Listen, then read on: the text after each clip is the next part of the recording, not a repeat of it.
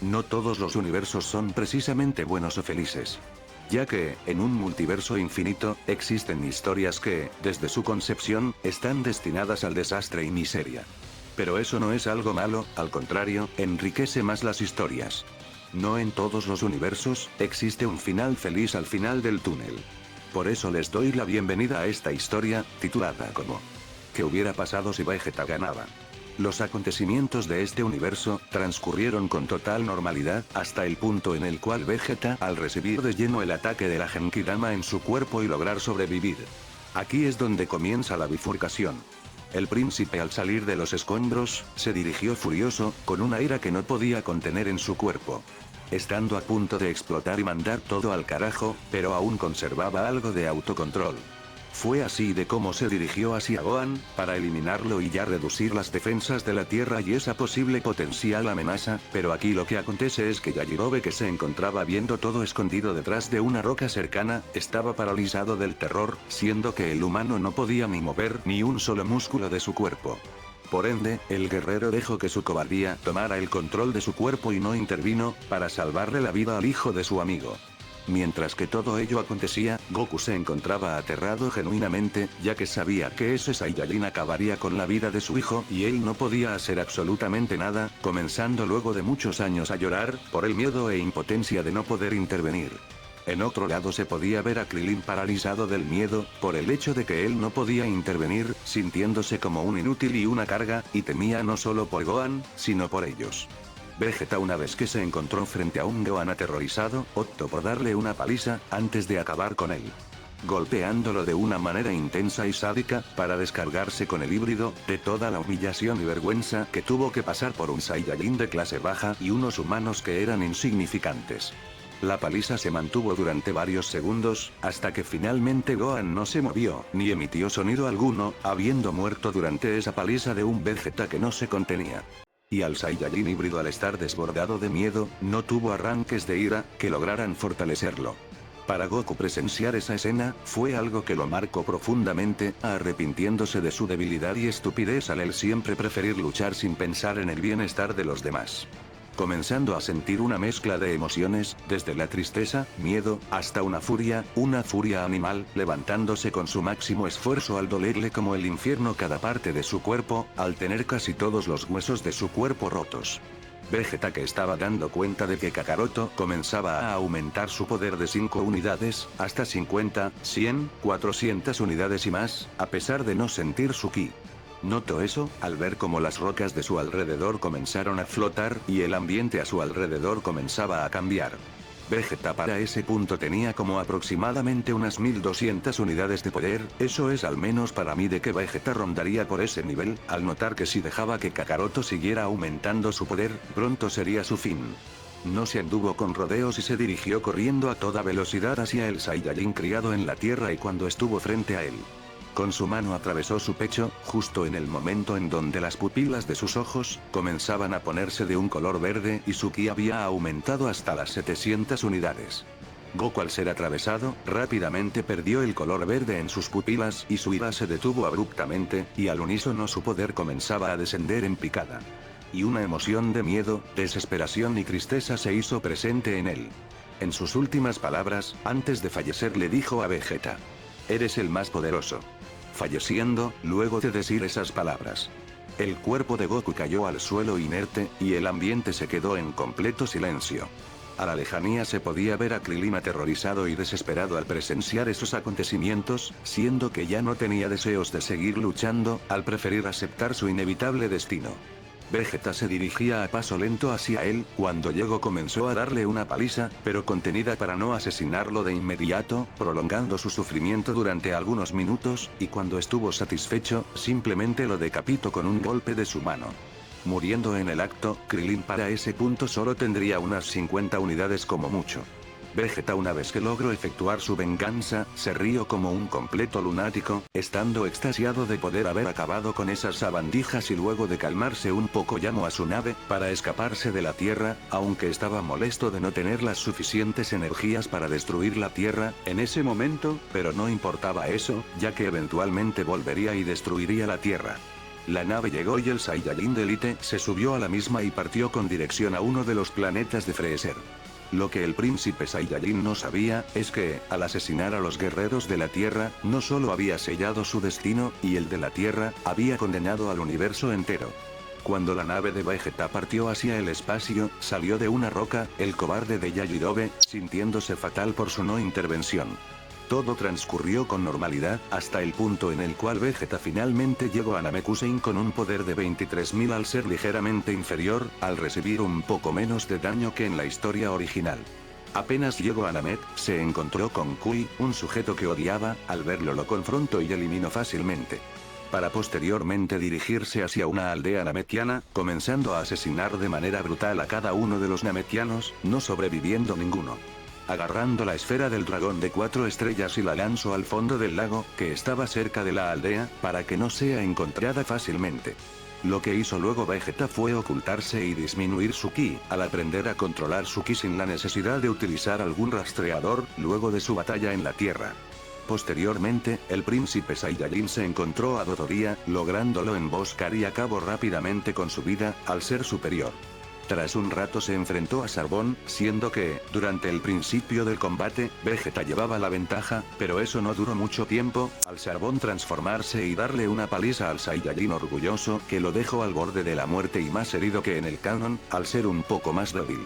Pasando todo lo mismo que en la historia original, hasta que Vegeta se recuperó en la cámara de recuperación, obteniendo un poder un poco más alto, siendo de 32.000 unidades.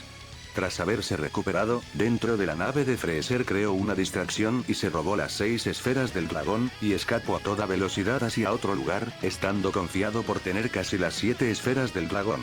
Llegando finalmente donde había dejado la esfera del dragón en el lago y la sacaría, juntando las 7 esferas del dragón, diciendo todo tipo de palabras para intentar llamar a tal dichoso dragón, pero al no hablar en idioma namekiano. Porunga nunca haría acto de presencia, y el príncipe ahora tenía que encargarse de proteger las esferas del dragón, volando hacia otra dirección, y resguardando las esferas del dragón. Hasta que en algún momento se volvería a topar con Sarbón, teniendo ahora la revancha, pero ahora Sarbón al notar que Vegeta era muy superior a él, pasa a su forma monstruosa y se vuelve a retomar el combate, sin embargo, el resultado sigue siendo el mismo y Vegeta lo elimina de un solo golpe. Al destruir todo su cuerpo y destruiría el rastreador de Sarbón, para no ser detectado fácilmente. El príncipe de los Saiyajins volaría a otras aldeas, para amenazar a los namekianos de diferentes aldeas para que invoque al dragón o le diga el idioma que debe de decir para llamarlo. Cosa que resultó en que Vegeta eliminara varias aldeas, eliminando a todos los namekianos de las aldeas, al ninguno decirle nada. Cabe aclarar que al no estar ni Gohan, ni Krillin, Dodoria había asesinado a Dende. Freezer, que se encontraba en su nave, estando furioso por el robo de las esferas del dragón y no poder detectar el ki de ese traidor, optaría para llamar a las fuerzas especiales Ginyu y que también le traigan nuevos rastreadores con un mayor alcance, para así descubrir la ubicación de Vegeta. Luego de 5 días, finalmente llegaron las fuerzas especiales Ginyu. Por otro lado, durante ese lapso de tiempo Vegeta siguió recorriendo diferentes aldeas namekianas, para intentar de que los namekianos puedan invocar a ese dragón, pero ninguno se dio. Optando por la muerte antes de revelar esa información de suma importancia. Aclararé esto, Vegeta logró sentir el ki de Nail, pero al ser superior al suyo no se dirigió hacia aquel namekiano, ya que no tendría ni una sola oportunidad. Una vez que las fuerzas especiales Ginyu recorrieron todo el planeta, siendo cuestión de tiempo para finalmente encontrar a Vegeta. Y allí es donde lo confrontaron. El primero en querer luchar en contra del príncipe fue Reikome, cosa que el capitán Ginyu accedió. Siendo en ese momento en el cual la pelea de Reikome en contra de Vegeta comenzó, en donde duró más tiempo y el príncipe de los Saiyajins pudo herir aún más al integrante de las fuerzas Ginyu al ser un poco más fuerte.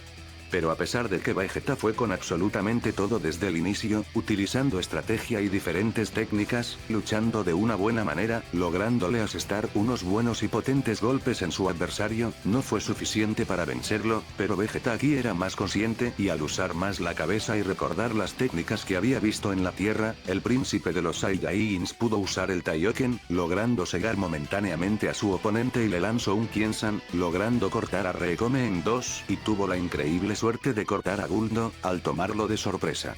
En ese momento el capitán Ginyu ya se encontraba en la nave de Freezer, entregándole las 7 esferas del dragón que había robado a Vegeta. El capitán Ginyu se dirigió a la nave de Freezer, apenas Recoome dijo que lucharía en contra de Vegeta. Volviendo ahora hacia Vegeta. Cuando se disipó la técnica, Burter y Heise al abrir los ojos, se dieron cuenta de lo que había hecho Vegeta, el cual logró hacer algo imposible, asesinó a 2 de sus compañeros. Estando ambos soldados de élite furiosos de que un simio inferior a ellos, pudo acabar con 2 de sus camaradas. Vegeta se encontraba agotado y cansado luego de la pelea y al haber efectuado más de una técnica, para ese punto su poder había descendido a las 25.000 unidades. Y a diferencia del canon, Heise y Burter, al estar muy furiosos, optaron por luchar juntos en contra de Vegeta, para darle la peor paliza de su vida y mostrarle lo que le sucede a quienes osan enfrentarse a mutantes de sus razas. Ambos soldados de élite estuvieron apalizando físicamente y verbalmente a Vegeta durante muchos minutos, haciéndole pasar por un infierno, divirtiéndose en el proceso. Llegado el punto en el cual rompieron el espíritu de pelea de Vegeta, y el Saiyajin orgulloso se dispuso a llorar de la impotencia de perder, de ser insuficiente, de ser alguien débil. Aceptando su muerte. Burter, que veía eso como algo triste y patético para un príncipe, decidió acabar con su miseria y de un solo golpe.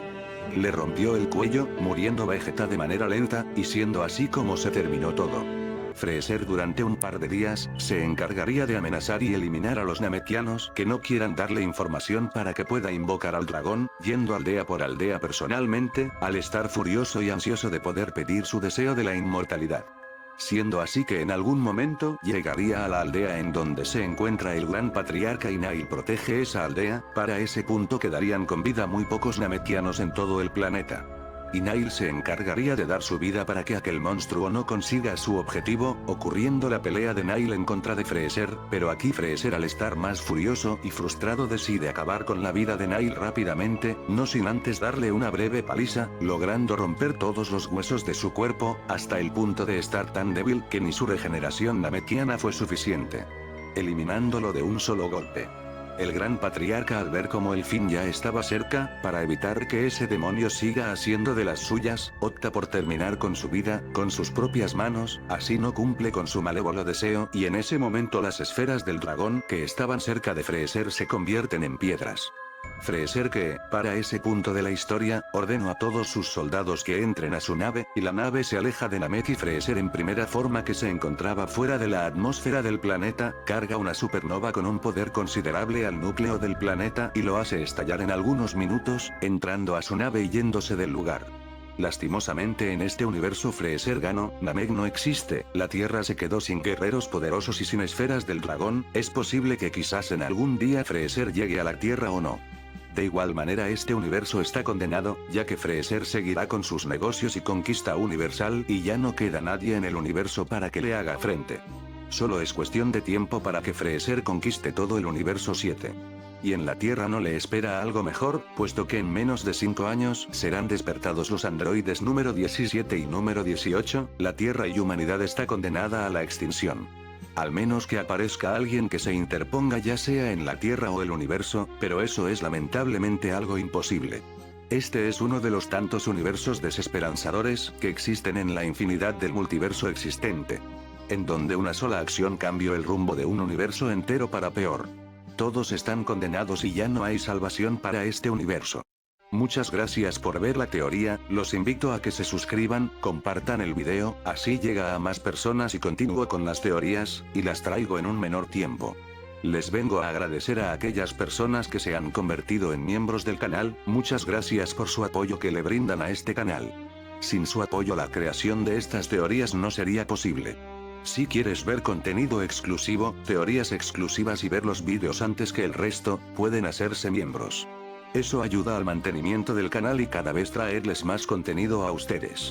Bueno, eso fue todo, sin nada más que decir, hasta la próxima.